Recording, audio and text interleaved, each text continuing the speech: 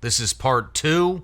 Today we have DC Long, an Army combat veteran who witnessed a hovering monolithic structure in an underground facility on an Army base. DC Long, you're in the U.S. Army, Fort Bragg, North Carolina. 1997 to 2013 was your service, medically retired from injuries received from a combat jump. Your father was a government contractor also at Fort Bragg. And you had a encounter with a, what we call monolithic slab hovering off the ground at Range 19 at a secret underground bunker. And so we're here to document that testimony. Pleasure to meet you. So we met also at Dr. Greer's conference in D.C. with the Whistleblower Conference. And I just want to say it's an honor to have you here. I know it takes a lot of courage to come out and talk about what you're talking about after so long. And we're here to get your testimony of what you saw out to the public.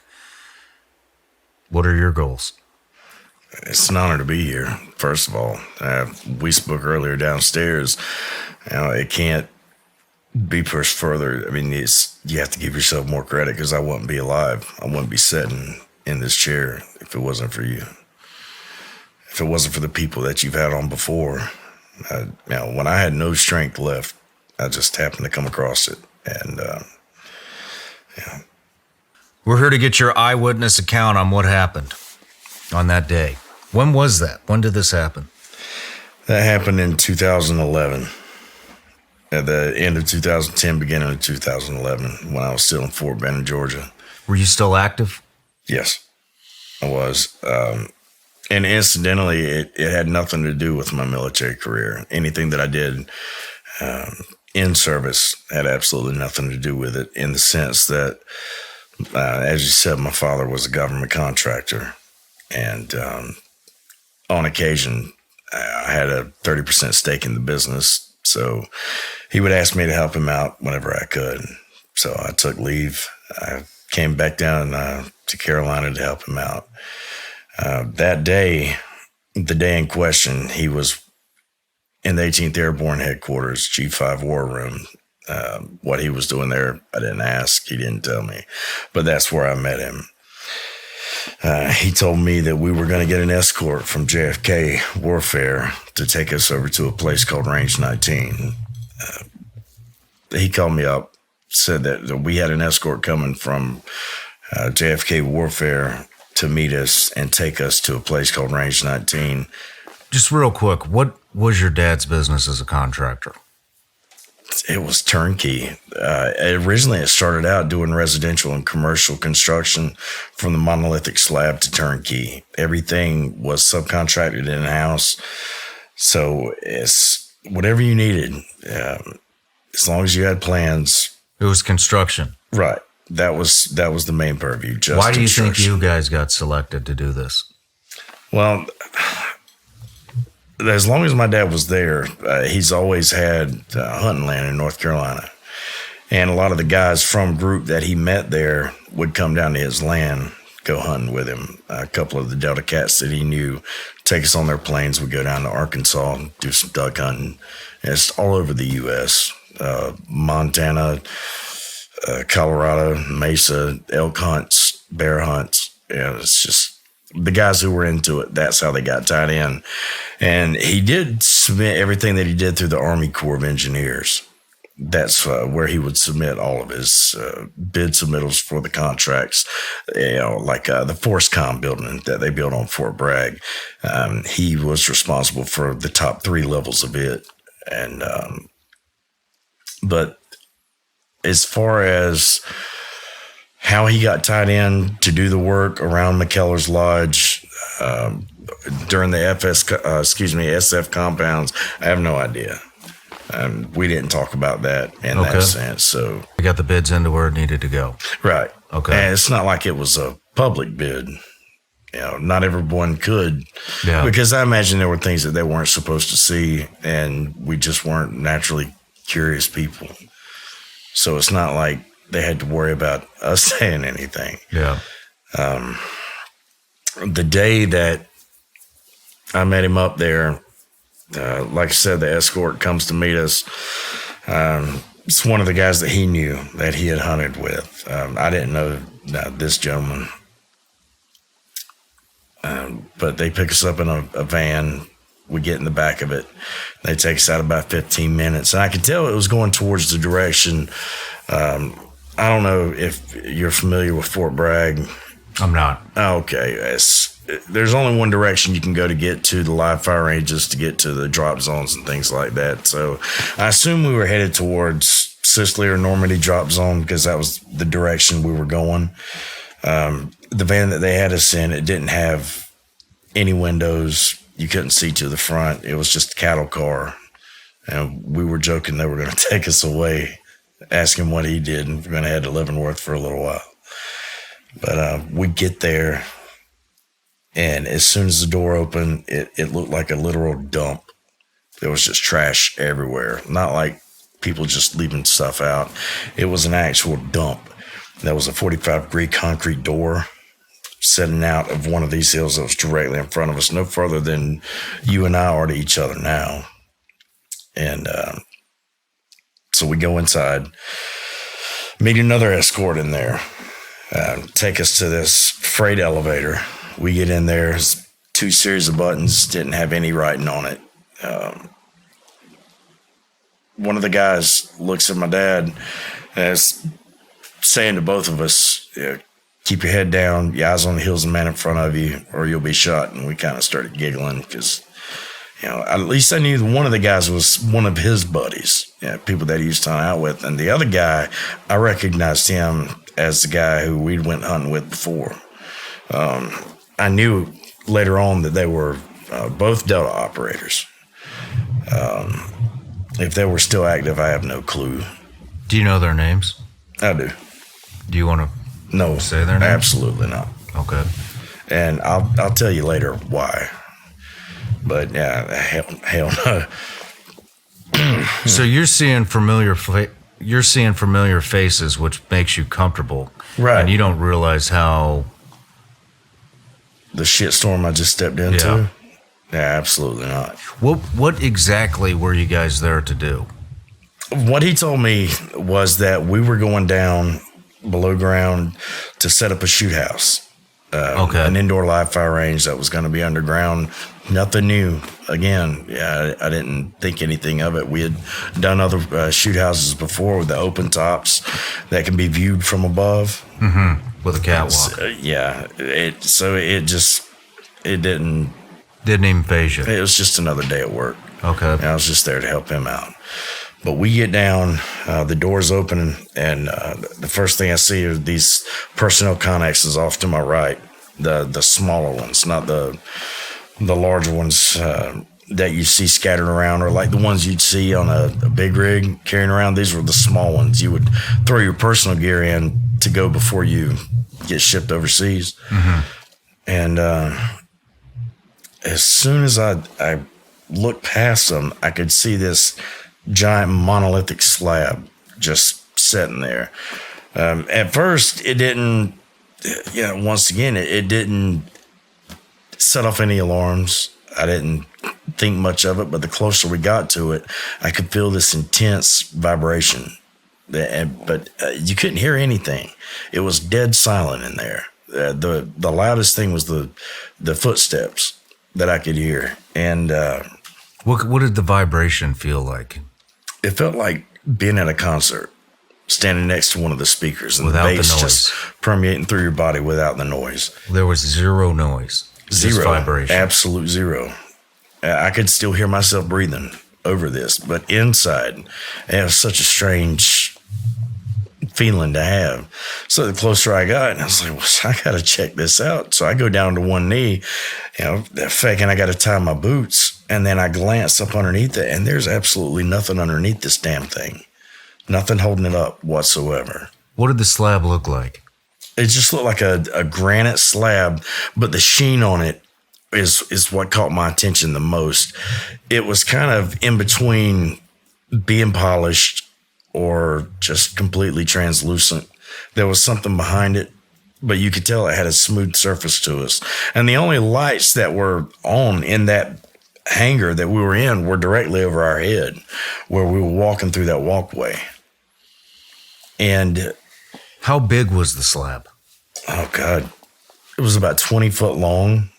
It was about 7 foot tall, and I couldn't tell how wide it was. By that point, I was already directly in front of it. So there's like absolutely, it would be impossible for a human to even think about picking something like this up. Oh, there's no way. Okay. Even with the construction that we've done, if you had to pick up something like that to move it anywhere, you would need at least 3-4 cranes.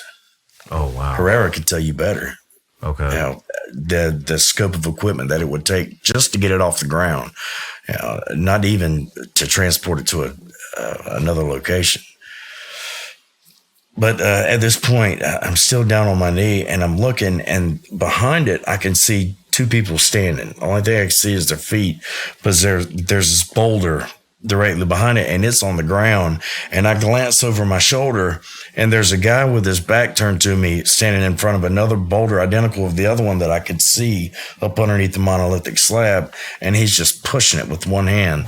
And then I assume he's pushing it in the other direction because it's just freely spinning, no wobble.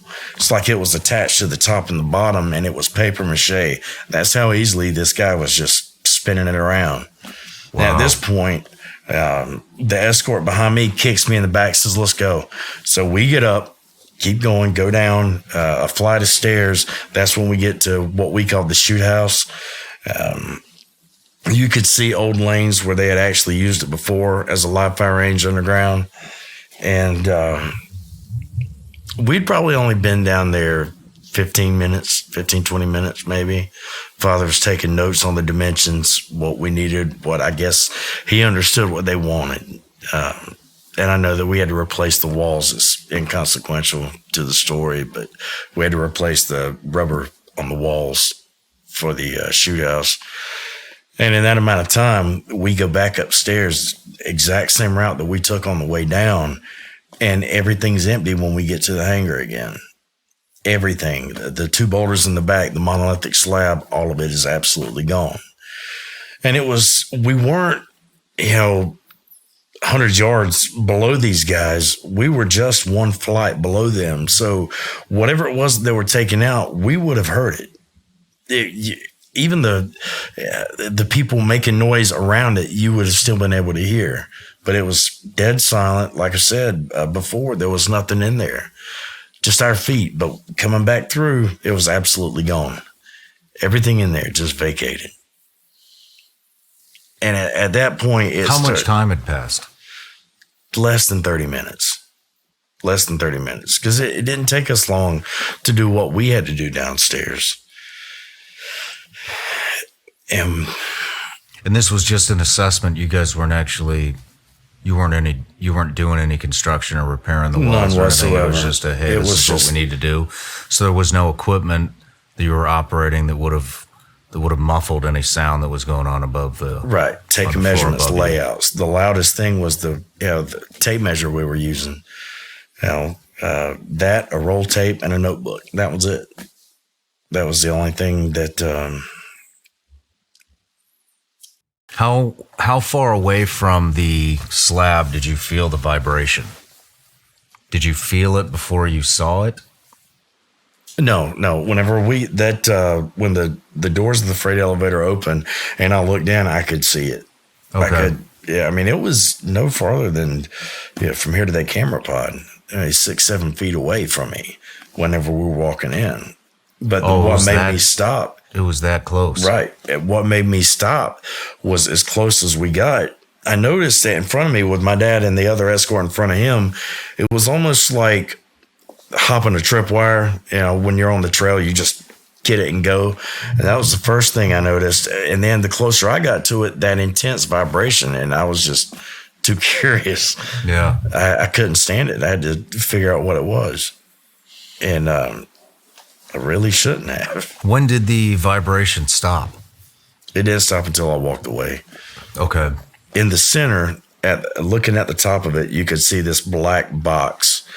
I've tried to describe it before, and it was extremely difficult. It just looked like a small black GMTK toolbox that a military mechanic would have or carry around. It wasn't very big, and it just had 2 leads that came off of it, and it looked like it was wrapped in a casing that you could almost see something inside of it, but it wasn't mechanical. It wasn't moving. It didn't have lights. It was just opaque, but it didn't really seem to serve any purpose. But the other boulder had the same thing on top of it. But so hold on, I'm sorry. Are you saying you saw 2 boulders and a slab? Yeah. And they were all 3 of them at the same time? The slab itself, the monolithic slab, it was about 12 to 15 inches off the ground. Okay. And whenever I knelt down to tie my shoes, I could look through it, and I saw the first boulder that I noticed, and it was just sitting on the ground. Okay. And then I glanced back, and that's when I saw the other boulder that had the same black box on top that was being moved around. And that was levitating? Yes. So one boulder levitating, 1 slab levitating, 1 boulder on the ground. Correct. Okay. Did the slab have a black box anywhere near it? The monolithic slab? Yeah. It did. It did? Where was that located? It was on the top near the center where I was feeling most of the vibration. It was like the closer I got to it, that's where it was the most intense, at the center of the slab, where that box was on top of it. Okay. Keep going. And after that, we go back upstairs the way we came, like I said. We get out of the door to leave. Fan's still in the same place. We hop back in. We take that same 15-minute drive back to 18th Airborne Headquarters. They gave us our phone back.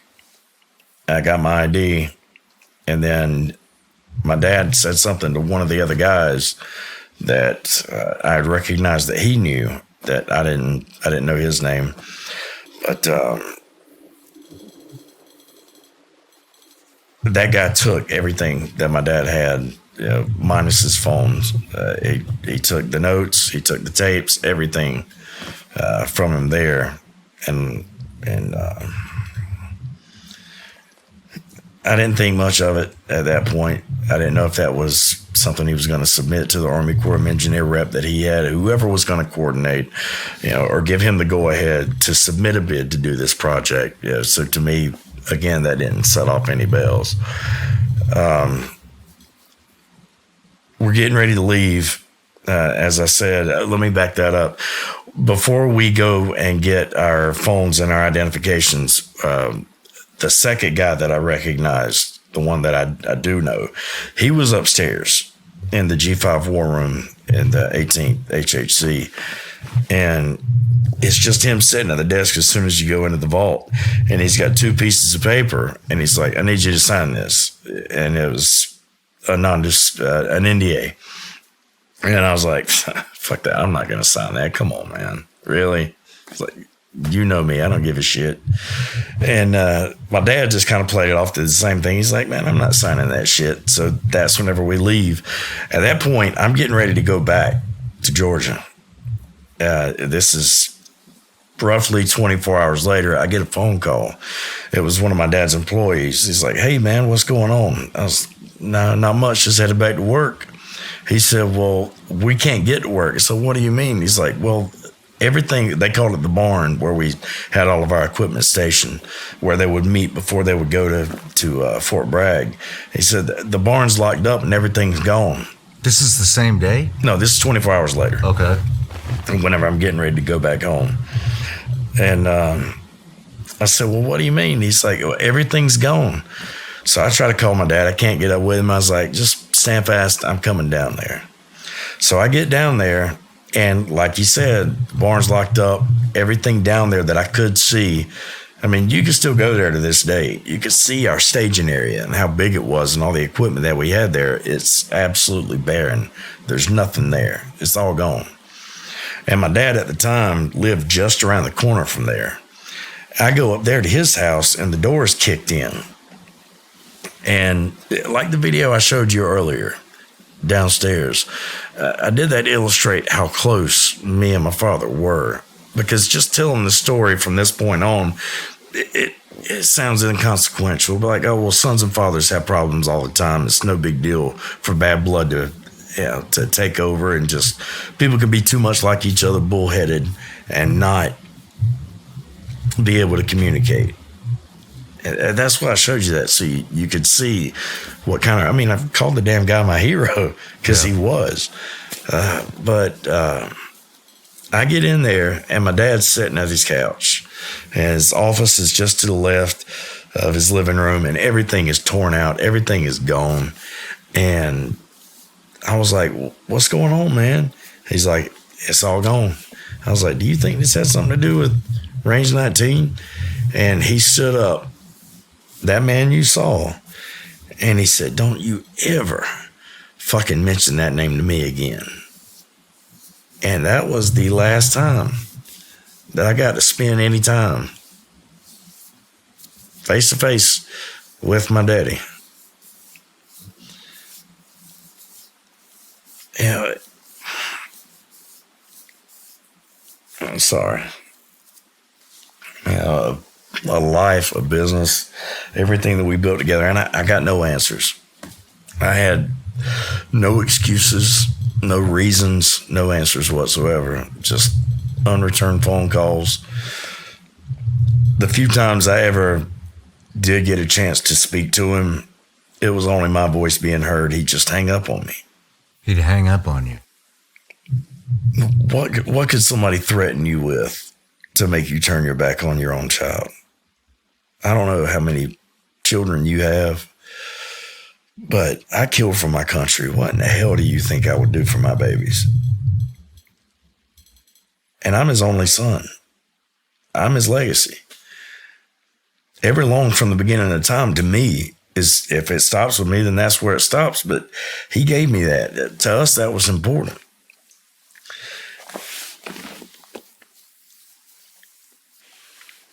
Shortly after the incident, it was in late 2011, early 2012. I've already been JMPI kitted out for a combat jump. Got the full pack, got the 1950s weapons case dangling, and I was the first man in the stick.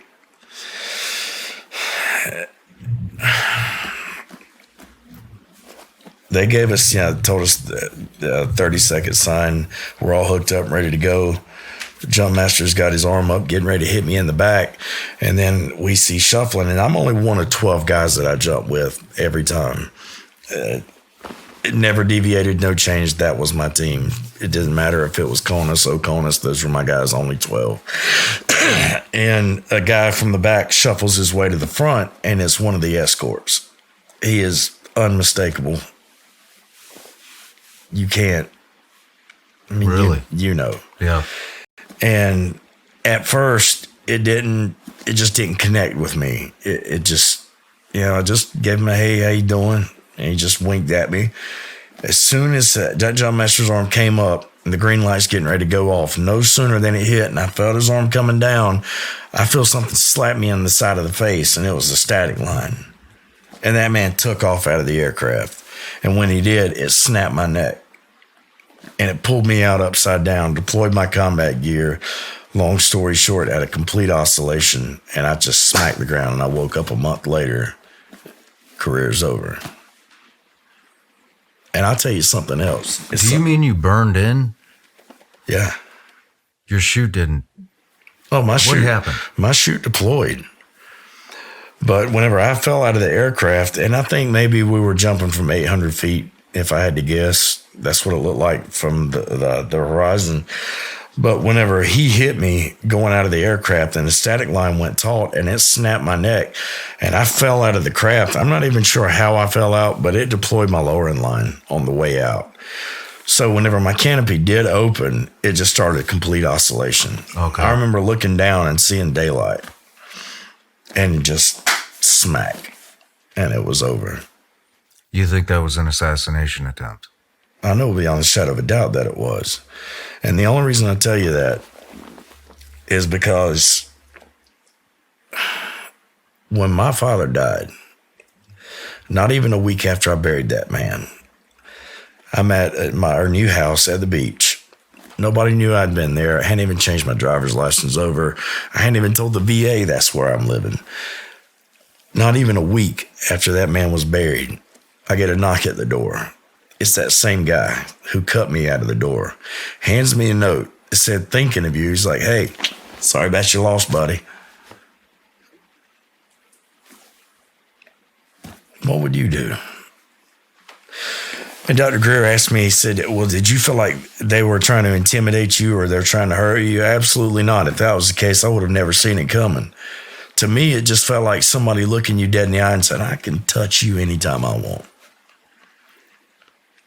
And then everything started flooding back, and that's what led us to here. I wrote out that entire story to Dr. Greer. When did he pass? November 10th, 2021. How? Well, they said that he had aggressive cancer that they found late, that he was just ravaged. It was all over. And I know shit happens. I'm no stranger to that. With our careers and all the guys in this room, none of us are strangers to things happening. We have a better way of accepting it than most people do, I think. But not him, not like that. I'm not a conspiracy theorist. I don't get into that part of life. It's just, even some of it to me that I'm aware of, irrefutably makes me feel like it's just absolutely insane. But I will never believe that my father died of cancer or natural causes. A man as big and as powerful as him, not because he couldn't have been taken. We're all measured. It was just he was healthy. And then in 2 months, he went from being 240 pounds to 105. Wow. I just felt like at that point that it's not about me. I've got my children. If something happens to them, it's my fault. So I figured if I quietly recuse myself, who's going to know better? What's it going to matter? My story's over. Get to see my dad again. And hopefully save my kids from this bullshit. Because everything changes. It's one thing when you lose your brothers. It's one thing when you lose your family. But if you worried about losing your children, that's taking it to a whole nother level. Yeah. Just because we choose to be peaceful at this point in our lives does not mean that we forgot how to be violent. I'll take the whole damn world down to protect those kids. And I know you would do the same for yours. Yeah. But what stopped me was you. Why are you coming forward? Why are you coming forward to educate the public about what you saw that day? Same thing I said at the press conference. I'm damn tired of doing nothing. I couldn't take losing my career. I'm fine with that. I didn't think I was going to do it forever. I'm fine with losing material possessions, but one thing I will not stand for to watch people in this country just hand their freedoms over and think that the government's doing them a favor. Watching my brothers who would rather be homeless than have to deal with the bullshit that got us there in the first place. And it's not because we're afraid. It's because we don't feel like we did enough. We feel like we're just putting our burden on other people, and that's something that they don't deserve. You're willing to die for people who don't even damn like you. To me, that's absolutely fucking insane. But that's just the kind of people that we are. And it wasn't until I heard something that Herrera said, our oath didn't expire. Good damn luck taking this shit off my neck. Right now, somewhere, there's a little kid sitting somewhere across this world, and he's got his grandpa's combat boots, and one day he's going to be old enough to fit in them. And if we sit back and do nothing, if we do not lead by example, they're going to think that it's okay just to be quiet. I think for too damn long, good Americans, it doesn't matter if you're a combat vet to me. It doesn't matter if you didn't shed the same blood that I did. What matters the most to me is good people who believe in the flag that was sitting over there that so many people died for, the one that was flying over ground zero. The sacrifice, whether it was a false flag or not, that flag is important to me. And I'll be damned if whatever life I've got left, I'm going to sit there and be quiet about it. Because there's a big fight. And if we do nothing, the bad boys are going to prevail. They're going to take over. And I don't think we want that. This world could be so much easier if they would just let it out. But somebody wants to make money off of it. Well, I commend you for your courage, man. That means a ton to everybody that's listening. And I know what that takes. And I want to say, man, I'm sorry about your old man. I'm really sorry to hear about that. And yeah, but he'd be damn glad that you wouldn't let me go all the way. I appreciate that. That means a lot to me.